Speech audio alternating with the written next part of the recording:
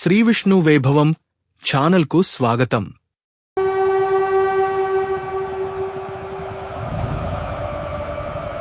హరే కృష్ణ. కృష్ణం వందే జగద్గురుం. మీరు జీవితంలోని ప్రతి పరిస్థితిని సమతా భావంతో ఎదుర్కోగలరా?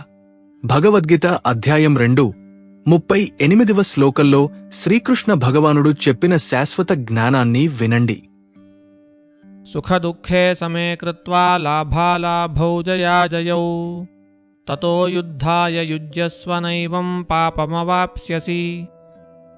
దీని అర్థం, సుఖదుఖాలను, లాభనష్టాలను, జయాపజయాలను సమానంగా స్వీకరించి నీ కర్తవ్యాన్ని నిర్వర్తించు. అలా చేస్తే నీకు పాపం అంటదు. ఈ శ్లోకం యొక్క జీవిత పాఠం. జీవితంలో విజయం వచ్చినా గర్వపడకండి, ఓటమి వచ్చినా నిరాశ చెందకండి. సుఖదుఖాలు, లాభనష్టాలు తాత్కాలికమైనవి. శ్రీకృష్ణునిపై విశ్వాసముంచి ఫలితాన్ని ఆయనకు అర్పిస్తూ మీ కర్తవ్యాన్ని నిజాయితీగా చేయండి. అప్పుడు మీరు ధైర్యంగా, ప్రశాంతంగా మరియు సమతా భావంతో ప్రతి పరిస్థితిని ఎదుర్కోగలుగుతారు. భగవద్గీత జ్ఞానాన్ని తెలుసుకోవడానికి ఛానల్ను సబ్స్క్రైబ్ చేయండి. ఈ వీడియోను షేర్ చేయండి. భగవద్గీత ప్రచార యజ్ఞంలో మీరు కూడా భాగస్వాములు అవ్వండి.